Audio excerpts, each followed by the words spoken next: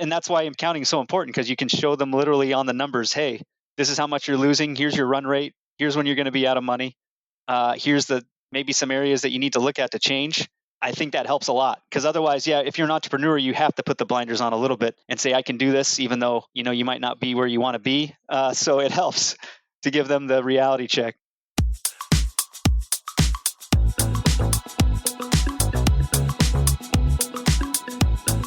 Hey, it's the Profit Answer Man, Rocky Lalvani.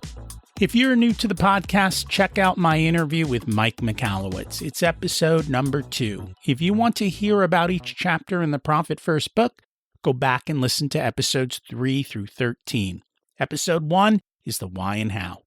On the Profit Answer Man, we learn money mastery without all the complicated accounting mumbo-jumbo, using a simple system. Your accountant is busy documenting your transactions and creating a rearview mirror of what happened. My guess is you don't even look at the reports they sent you. If you're like most business owners, you struggle with this, and it's not your fault. We aren't taught money in school, and accountants aren't taught how to be profitable. The Profit First system created by Mike Michalowicz works, and he certified me to help you implement the system in your business. Remember, the new equation is sales minus profit equals expenses.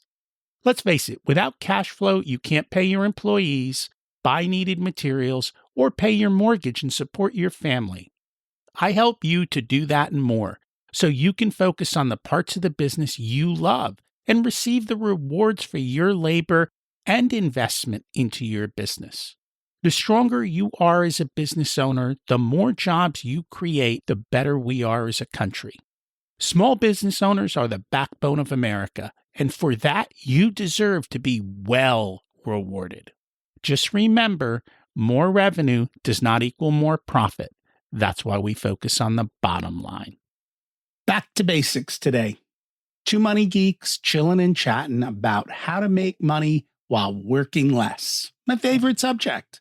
By the way, do you talk to your competitors? Do you learn how they do business? Do you swap ideas? Of course, you have to do everything within legal restraints. Do you build your own industry support groups with like-minded business owners and help each other? I do. And this is an example of conversations of how these things come to be. Kyle Smith, CPA, is a dedicated champion of small and medium-sized businesses. He began his career in Austin and he honed his skills as an accountant and a controller for various bar and restaurant groups. Then he continued at ScaleFactor, where he advised clients across diverse industries. His ultimate ambition was filled when he became co-partner at Strata Cloud Accountants, where he provides top-tier advisory and CFO services. They are all about focusing on family and freedom and helping you to gain financial independence while working less. Again, my favorite subject. Let's meet Kyle and see how he does it. Welcome to the Profit Answer Man, Kyle Smith. It's great to have you join us today. Super excited to be here, Rocky. I am too, and I am looking forward to our conversation. Can you tell us a little bit about yourself and your business? Sure. So I'm a co-founder of Strata Cloud Accountants, and we do accounting up through CFO services. I'm a CPA, but I started my career as a professional poker player, which there's not usually. It's a pretty big swing from professional poker player to CPA. I don't know. See, I think about that and like, okay, here's a guy who knows how to count cards, right? So it's still, here's a guy who's understanding probability, which, all right, the accountants probably don't spend as much time on probability, but CFO looking at a company is going to look at probability and outcomes and be able to run the math across 6 different scenarios and say that one. Exactly. It's making decisions with numbers, exactly like you said. And that's what I do as a CFO of companies. So when I was playing poker, I realized if it's a zero-sum game, if I win, somebody has to lose. If I lose, somebody has to win. And that started to wear on me, thinking of what I wanted to do the rest of my life. So I decided I'd use my finance degree and work to try to help people on the finance front. So I went back and got my CPA and went to work as a director of finance in various industries, CPG, consumer packaged goods, and hospitality. And then went to work for a company where I was head of the onboarding team. We onboarded 30 to 40 new small businesses a week. And that's where I was first exposed to Profit First and got to see what works and what doesn't across industry.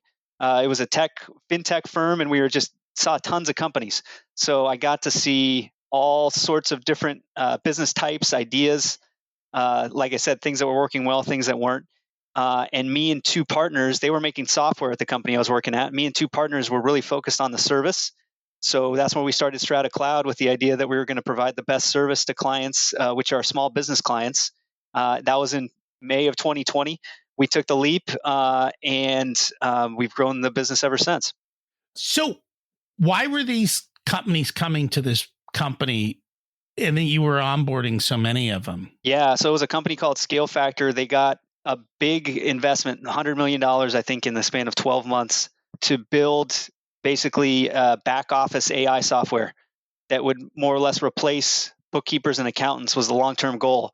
And so we had a robust sales team and a lot of promises being made. So we had a lot of new clients, but at the time the software wasn't up to where it was certainly replacing people yet.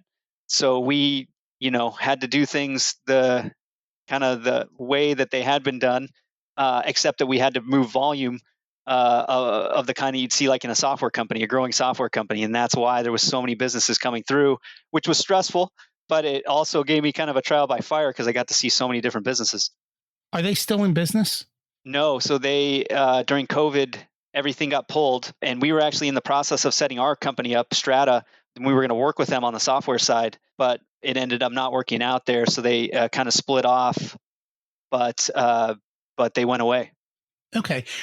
All these companies coming in, what were the biggest issues that you were seeing them experience? It depended on the industry, but certainly with small business, and at the time, because the idea at the time was growth, no matter what, right? It was the blitz scaling mentality, which certainly is not a bad idea. It's the like Reid Hoffman, LinkedIn, take over the market, and so don't worry as much about profit. I think a lot of other small businesses kind of glommed onto that of, hey, I'll focus on revenue and I'll worry about the rest later. And so we saw a lot of businesses that were not profitable at a unit level. And that's a problem for majority of businesses. Some businesses can survive because they're kind of built to not make money over time, mostly like hyper growth software companies. But most other small businesses, you need to have unit level profitability plan from the beginning. And so that was the biggest thing, is they weren't profitable. That's where we could help a lot, change that, or at least give them the gut check of, hey, here's the things you got to change or the business is not going to survive because you're not going to have any money. How receptive were they? Depending on where they were in the cycle, usually they're very receptive to ways to make more money. That's for sure, and lots of examples to make there. More money, but how receptive were they to the fact that what they were doing wasn't profitable? Yeah, it's tough sometimes, but I think they're receptive once the money runs out, or they're continuing to have to fund or dilute things like that. They get receptive very quickly. And that's why accounting is so important, because you can show them literally on the numbers, hey, this is how much you're losing. Here's your run rate. Here's when you're going to be out of money. Here's maybe some areas that you need to look at to change. I think that helps a lot, because otherwise, if you're an entrepreneur, you have to put the blinders on a little bit and say, I can do this, even though, you might not be where you want to be. So it helps to give them the reality check. And I understand putting the blinders on and saying, hey, we'll push through and figure out how to sell. I get that. No doubt about it. I struggle with, if every sale is unprofitable, if you don't fix that, you're going to sell your way to bankruptcy, right? And so you really have to say, am I profitable at this unit level? And the other thing is, for a lot of companies, they might sell 20 different types of units. And so 3 might be profitable, 6 might be break even. The other ones are all losing money. And if you don't know, and you're not pushing the 3 that are, you're wasting a lot of time and effort when you could have been successful, but aren't because you've focused on the wrong thing. Yes. And in my career, I've been a part of those type of failures up until what we're working on now. And usually that's the way it goes, is you kind of have to learn. But I had a mentor that said exactly that. I was working at a brewery, a production brewery, and he was from another big production brewery, had a lot of success. And immediately when he came in, he looked at the numbers and said, "Hey guys, when you add in depreciation, because that's a big part. There's a lot of equipment in breweries. When you add in depreciation, you're making a negative gross profit, meaning they were losing money just on the product cost itself, let alone not including any salaries, rent, all that stuff. They weren't even making money at the gross profit level. And that's to your point of unit level profitability. You have to look at it. And it's not just about, at the time, they were one of the bigger breweries in the city, but it doesn't make a difference, because if you're so focused on growth and where you are there, you neglect where you are on the unit level profitability, you don't have a business. And the other problem that I have found is business owners like that are not focused on doing what's best for the client. They're more focused on, how do I get my next round of funding?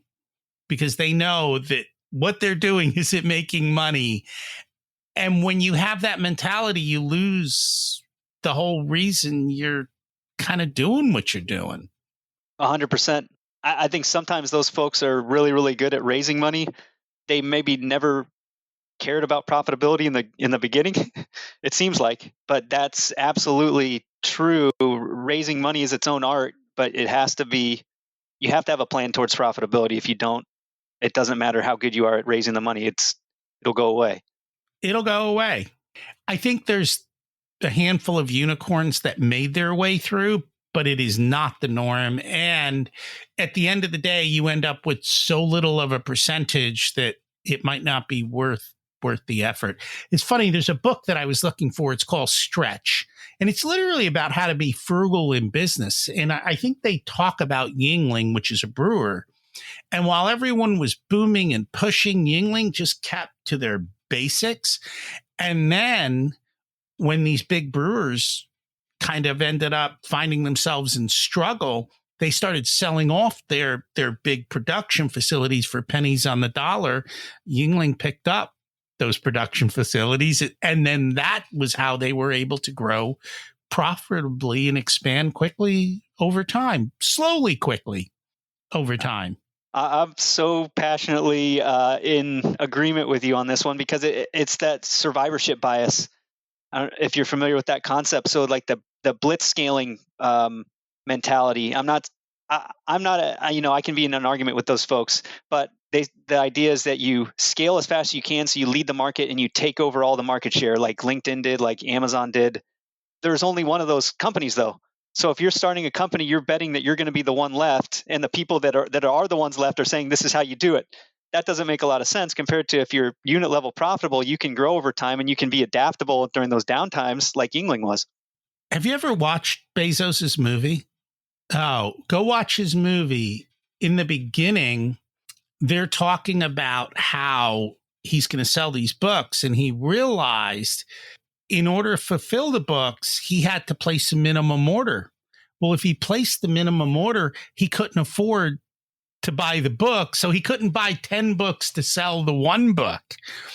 And so he figured out a way to fudge the system. So what he would do is he told his guys, go find me books that nobody buys, that are hard to find.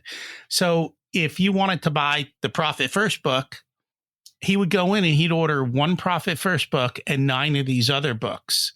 And what would happen is the order would get in and they go, oh, we can't fulfill this, but they'd ship him the one book he needed to fulfill his book, and the rest would get back ordered. And he's like, that's the way. Because he thought, literally, if you watch his movie, he thought with the end in mind. How do I build a business in a profitable industry that I can disrupt and change the world? And so he spent so much time thinking about the numbers, build the idea he built. or he wouldn't have done it. And I don't think people realize that part of how to think through the business and do that. Yeah, and he was also at the right time, and he knew that too. I bet if Yes. under different circumstances, he might have built the business a completely different way. And that's the point. I'm certainly not doubting the genius of Jeff Bezos at all, but there was amount of luck and the amount of recognizing where he was as a company and what they needed to do. That isn't the answer for every company, and in fact, it's not the answer for 99 companies out of 100, probably. It is not the answer for nine. First of all, you have to have his thinking process and his way, and you have to have timing, right? You have to be the right time with the right place with the right idea. And for most business owners, they don't have thinking time. They're doing. Yep. They're not actually running the math. Going back to your poker, right? Probability of the next card, probability of an outcome. You do the math, and then that's how you bet. Is this win, lose? You don't risk it all. You figure it out. And so it kind of all fits together nicely there.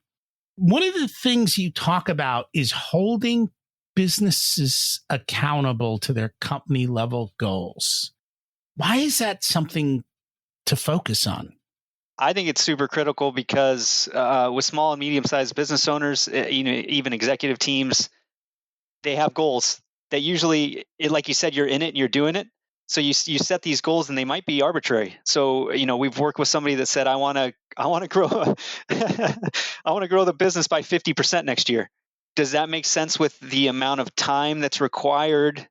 This would be my first question: does that make sense with the amount of time that's required from you, and are you willing to put in that time? Because maybe you're working 40 hours a week now to grow the business by 50%. Maybe you need to, and you have these cost goals, right? But you want to grow the business, but you're not going to add any sales help. You're not going to, and so there's not really it's a nice number, but there's no roadmap to get there. So that's what we do is, does that align with your goals? And they maybe say, I want to spend the same amount of time in the business.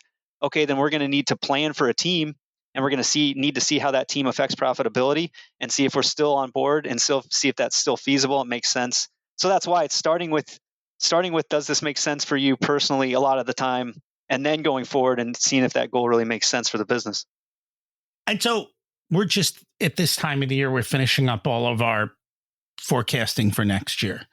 If a business owner came to me and said, I want to grow 50% next year, my first question, or the first thing I would look at is, 24 versus 23. You were flat, you grew 8%, you lost business. Where is the trajectory that shows me you're going to grow 50% next year? Explain to me, what are you going to do differently to make that happen? Does the company have capacity to deliver? And going back to what we were talking about before with cash flow, do you have the money you need for growth? Because growth takes cash unless you're smart enough to build a model that doesn't require cash for growth. And there are ways to do that. Do you have the cash to cover the growth? And if you don't, then setting a goal like that, A, might blow you up. B, if you don't have systems, processes, and scalability already built in, then the first question is, how are we going to build that and operationalize it for you to meet this? Because otherwise you're going to upset the customers you do have. And now we're going to go backwards. And yeah, you really do have to plan it all out. Oh, absolutely. And what you said of avoiding implosion, you could grow 50%, and a part of that is selling, right? And so say you succeed on the selling front, are you ready to deliver? If you don't, you'll implode incredibly quickly. I've seen it happen.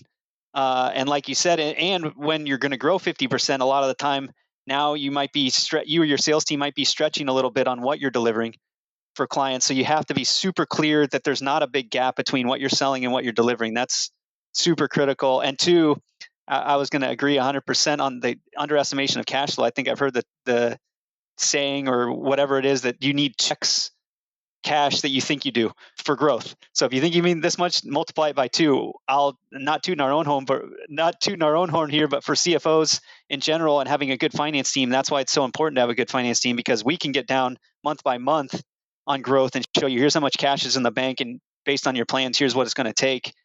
So we can get a lot closer than just doubling what you think it's going to be. But long story short, it takes more than you think it's going to take to grow every time. And you're absolutely correct. And that's why we look at things like, can your suppliers deliver? How are you going to ramp up people, and when? How are you going to get through those steps? And then what's your billing and receivables look like? Because if you start selling 50% growth on 90 days payable, you're going to implode just from the fact that you've got so much money out there that none of it's coming back. And if you can't keep the cash cycle and the cash return cycle going, that alone, even if you hit your goals and you do everything else perfectly, that alone will crush you. And so you got to have the financing or the cash in place to be able to do that. That's a great point. And getting a line of credit, I think, is a huge one there. Not to get too specific, but that's banks and other lending institutions. They only want to give you money when you don't need it. When you need it, that you can have it, but it's going to be really expensive. And you get behind on receivables, and then you're looking for cash. That's when you start getting into the 30-40% weekly payback loans that then start stretching you even further. And then you start getting way behind, and then you're stuck, and you've got a profitable business model that's working, but the cash isn't working, like you said. That's such a huge point. If every business owner knew the importance of receivables and keeping them under control and being able to, a lot more businesses would survive. Because there's a lot of winning businesses that go under because they can't collect. They can't collect? That's horrible. You can't sell stuff to people that won't pay you. I know. I know. And so part of that is even knowing enough to do credit checks on the people you're doing business with. If you're going to become banks do credit checks. If you're going to loan this guy money to buy your stuff, you should be doing credit checks if it's of a significant, issue to keep track of that. And then they start factoring their receivables, which again takes the profit. And so that's the thing. If we're going to factor receivables, we better price for it. Exactly. Now, in order to get the 50% growth, they start discounting 15%, and then they start offering terms, and now the whole model blows up. 100%. Yeah. 2 quick examples. I worked with a client that their model was they got paid right after the service was performed every time. That was the model, and they switched to a consulting model where everything was on credit. So we had to plan in the future because that consulting model was much more profitable. But now we have a receivables build that could be coming, and then we budgeted for it. So we knew that we'd be okay because we were very conservative on here's what we think we're going to collect on. It was basically, we estimated like a 45-day cycle. So we could plan ahead and get ahead of that. And they got a line of credit in that case, so we could draw on it and overcome that growth period and make sure we were watching the receivables every week. That was their point of focus, to keep it under control.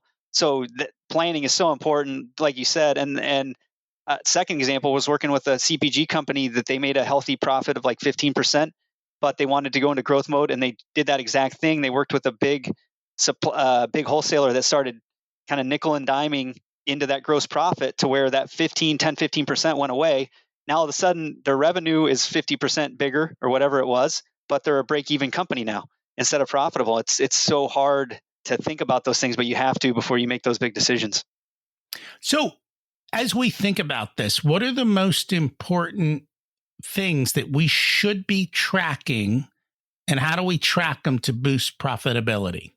Yeah. So first, I love the gross profit, and I'm not a gross profit expert. I'm not a profit first expert, but I do subscribe to the model, and I think it's a great way for small businesses to hold themselves accountable, like we were talking about earlier. So I think that's a great base. If you're looking at a profit and loss statement, it's how do you get that pie bigger? So I think for us, looking at gross profit is huge. If you're talking about unit level profitability, if your gross profit is basically your direct costs, revenue minus your direct cost.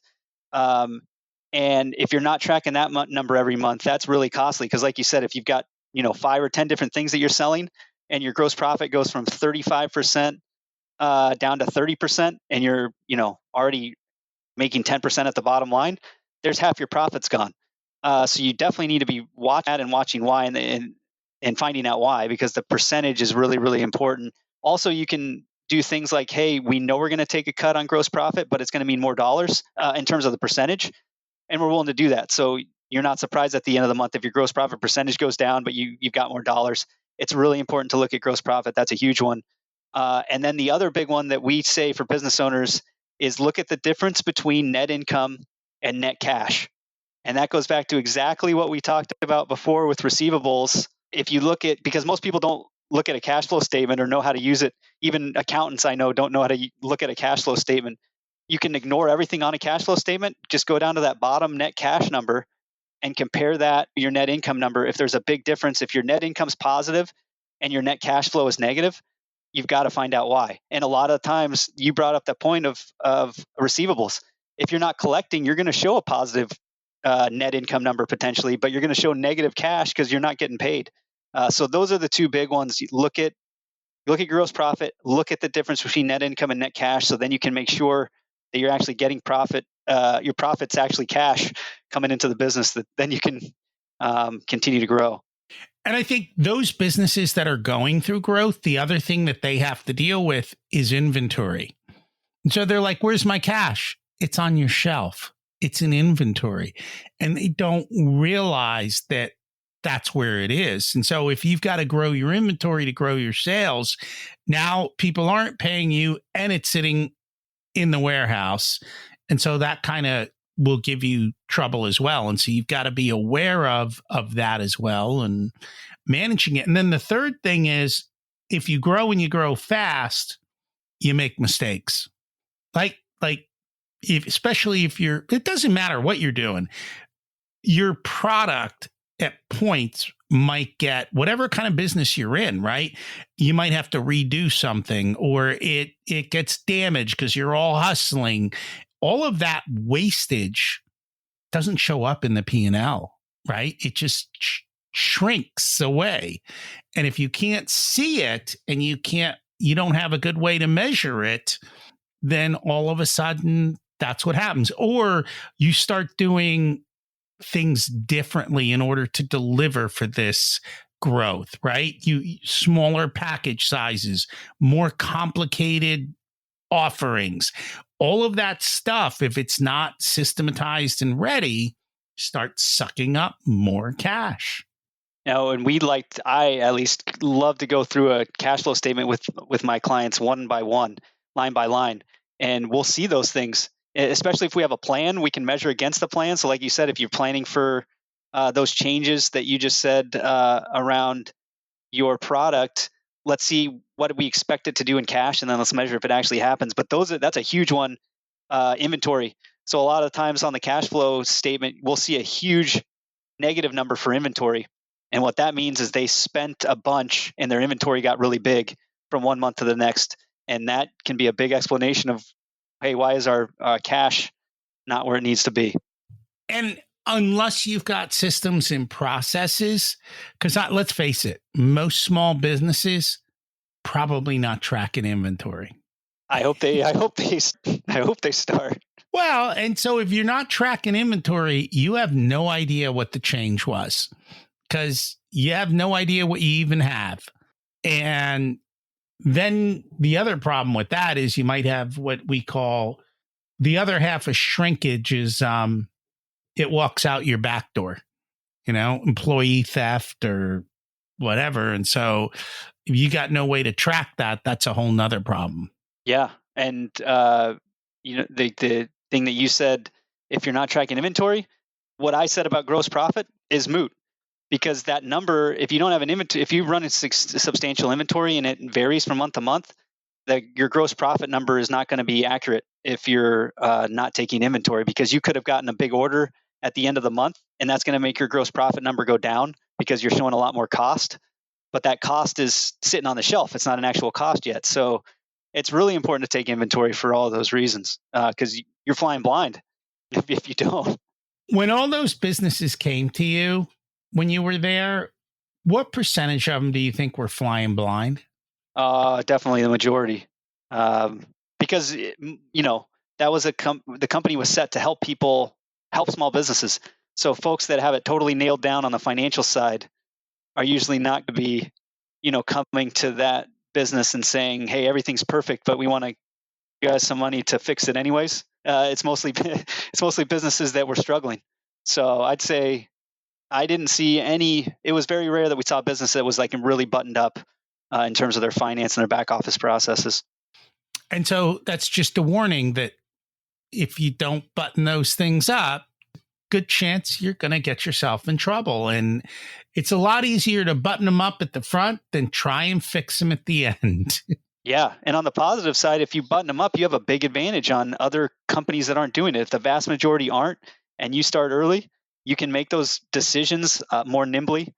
Because, like you said, you're going to make mistakes no matter what. It's the companies that make the mistakes that then can pivot very quickly that win over time. It's not some magical formula. It's how fast they can change. Jeff Bezos is the king of that, being adaptable.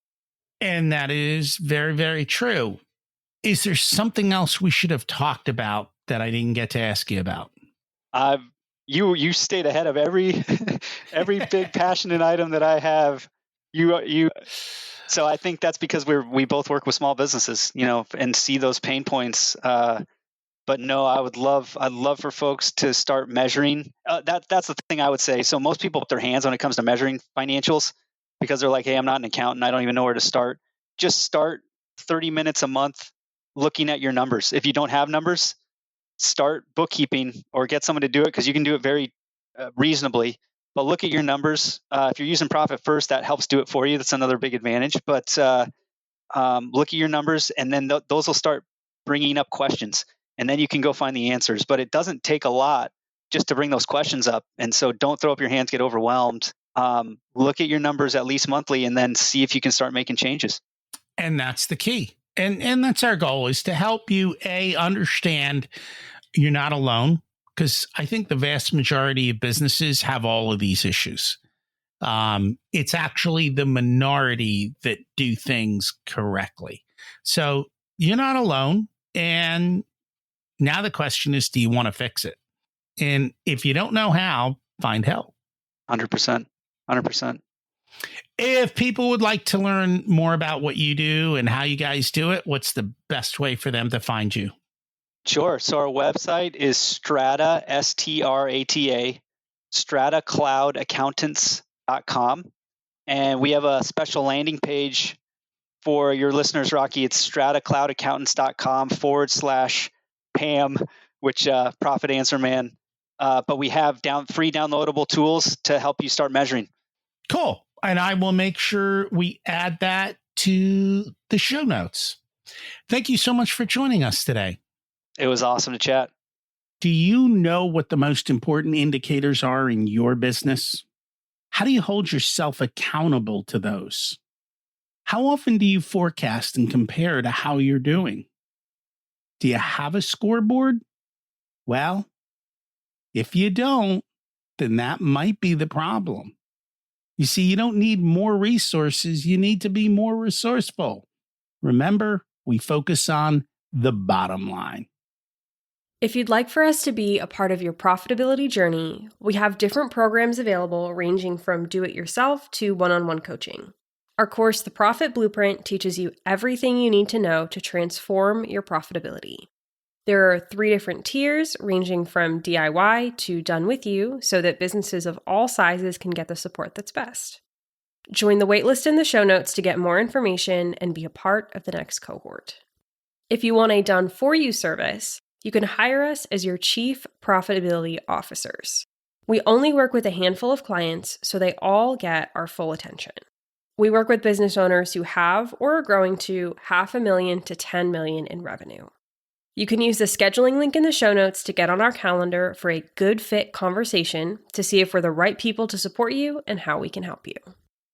Remember to check out my other podcast, Richer Soul, where we talk about how to live the ultimate life and be the best business owner you can be. As we close out Let's repeat the mantra. Revenue is vanity, profit is sanity, and cash is king. Have an abundant and profitable week.